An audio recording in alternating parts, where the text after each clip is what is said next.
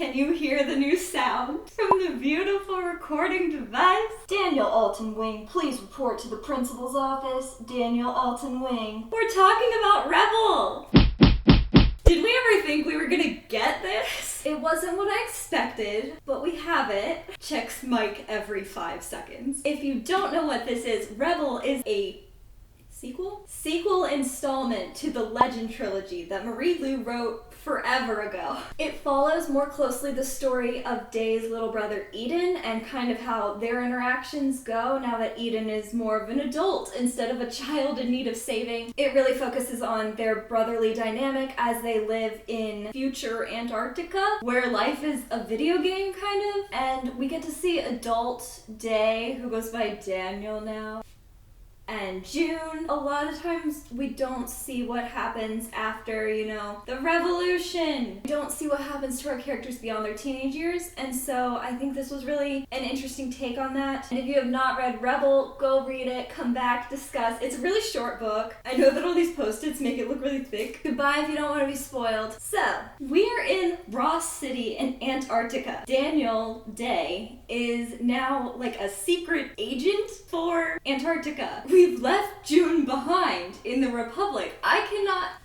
We'll get to that later. And Eden is now in college. So we're getting alternating perspectives between Eden and Daniel. Eden kind of feels this huge looming shadow of who his brother was, which is to be expected. His brother made some big moves, but now when people meet him, they're like, oh, this is Eden, Daniel's younger brother. It's almost as if he's not a person. He's just the younger brother to the guy. And Eden feels really misunderstood, but he does love Daniel. They have a really strong bond. I mean, honestly, they're the only ones in their family that's made it. I thought it was really interesting the way they did the level system, because it's like they're living in a video game. It's on top of their reality, there's this virtual reality. And on top of everybody, there's a level. The world is interactive, so if you do something good, you get positive points added to your level. Because Day has, this huge reputation, he and Eden are doing really well. They're rich. Eden's probably got a pretty good level because he's doing great in school. So, the better grades you get, the more points you get towards your levels. To even go where Daniel and Eden live, you have to be at least a 50. In theory, it's supposed to incentivize people to be good and to do good and to work hard, and then their level will increase. So on paper, it's a great idea, but we find out that it's really not great in its execution. I feel like it was just a really strong character moment when these kids come up to him and they're making fun of Eden for carrying physical books, because they don't need physical books. They have access to everything virtually. But the reason he has books is because he presses flowers between the pages. And these people make fun of him, and I'm like, that is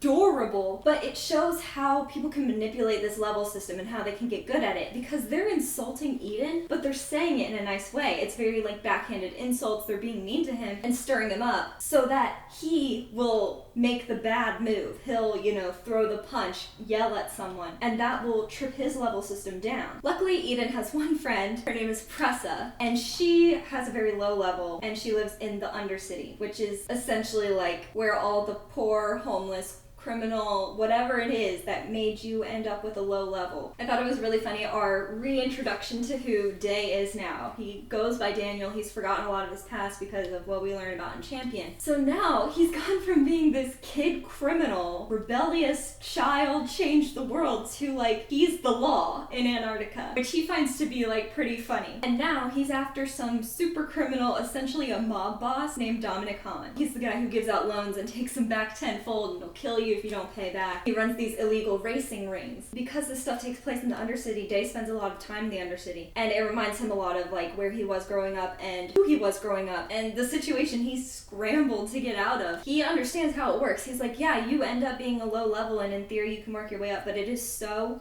incredibly difficult that most people don't make it. But because of all this stuff that Day's gone through, he's become incredibly protective over Eden, and he kind of plays more of a helicopter parent father than brother to Eden, which is understandable because of what they've gone through, but Eden's in his later teens. But because they have these tracking systems, Day can know where Eden is at all times, so he is constantly looking where his brother is on the GPS. And I love when he finds him in the Undercity, he just sees the dot in his vision, he goes, oh hell no. Eden is down in the Undercity. He's preparing to enter one of these drone races that Dominic Hahn runs, and his friend Pressa told him about him because she knows that he makes drones and he's very inventive, and so he could win, and Pressa needs the money that Eden would win to help her father who's dying. Even with her and her father's money combined, like, it's still not enough to get him the treatment he needs. No pressure or anything. I mean, we know, like, Eden's gonna win because he's got this drone that has an everlasting battery. It's, like, super efficient, super fast. But when Eden's on his way back to the sky floors, which is where he and Day live, he's about to get jumped by some thieves. Except that Day finds him. And Eden's like, literally, I would rather get jumped. Day is still wearing his paperclip ring, which warmed my heart. Eden admits to Day that the reason he likes the Undercity is because it reminds him of John, their older brother, and their mom. It was really upsetting to see how Eden has to leave out all the food and like help Day with all these reminders because his memory is so spotty. And Eden's kind of wondering, like, how did Day go through so much? And he seems less affected than Eden is, who is like constantly having nightmares, and he's more shy and cautious about things. So apparently Day had forgotten about June for years, until he like bumped into her like a month ago. Like, all of a sudden he sees her and all these memories come rushing past, and he's like, oh, that's why I have this ring and all these different things. And I'm like,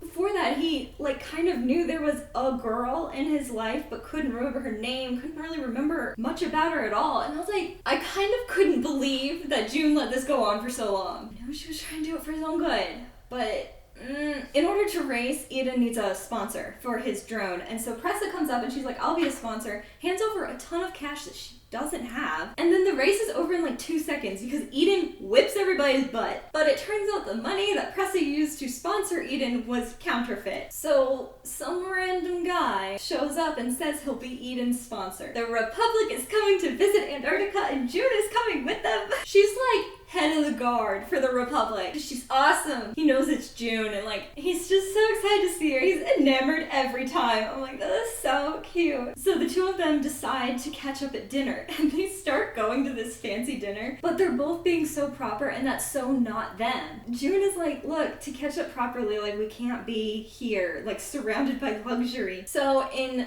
regular Day fashion, he takes June to like the top of some building. Day remembers being in love with her now. Like, he doesn't quite remember how it feels, but he knows that he was. And they do end up having their first kiss in like 10 years. Then he gets a call from work. This isn't the type of work you can just blow off. The emergency is the drone race. Dominic Hahn has been spotted at AIS. They think that Dominic Hahn wants to stage a coup, take over the government, overthrow the level system. Day arrives just in time to see like the end of the race, and he sees Eden, who's just won. But this criminal who is sponsoring Eden seems really, really nice. Like, he's got that smooth charisma. I feel like he's very Valentine-esque. And he flatters Eden. He knows. Like, Dominic Hahn's not stupid. He knows that Eden has been in his brother's shadow for forever. And tells Eden, like, I think you're destined for more than just drone races. I think you're brilliant. And, like, that's everything Eden's wanted to hear. And Day is just far enough away that he's seeing his little brother, who he's tried to protect his whole life, and like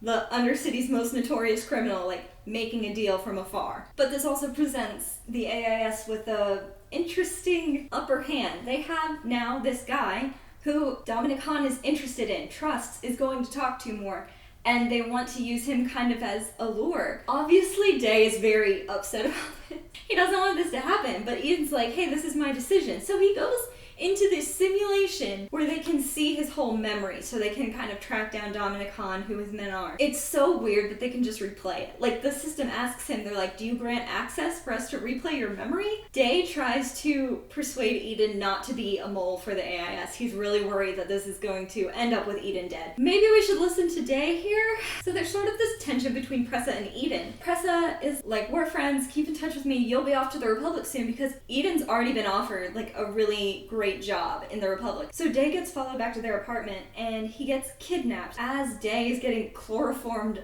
to unconsciousness, he sends like a couple seconds of just blank static to June, hoping that that's enough for her to figure out that something's gone horribly wrong. And then someone approaches Eden and they're like, Mr. Hahn would really like to see you. And he's like, I don't know. And then they're like, no, Mr. Hahn would really like to see you because he has your brother. And Hahn, again, can just read Eden like a book because Eden's like, show me my brother. And Hahn is like, I'm gonna release him. This isn't about him. This is about you. And there's a part of Eden that loves that wants to hear that. And the reason Hahn is interested in Eden is because of that engine that was in the drone. He wants to use it for other things. We have a moment with Day and June where June explains why she never came back to Day and never explained who she was to him. And she was like, it was because I was the center of chaos in your life. Like, I wanted you to get away from that. Like, I wasn't going to leave the Republic, but you would. When Daniel resurfaces from this memory, he's like, okay, I remember who I am. I need to be Day. Thank you. Because I'm getting really annoyed with reading Daniel over and over again when that's not your name. So we find out a little bit of Dominic Hahn's backstory, where his wife and child died. He was working in such a horrible place that he got very, very sick, lost his job, his level plummeted, all these horrible things. Like, he was a victim of the way the level system works. Eden decides to work for him so that he and his brother can get away from Dominic Hahn, and like, he also wants to see what his invention can do. So they put it in this big machine. They send out a pulse. He figures out that this machine is going to take down Ross's level system. Anarchy. Day is let go because Eden stood on his promise, and Dominic Hahn is like, I'm an honest man.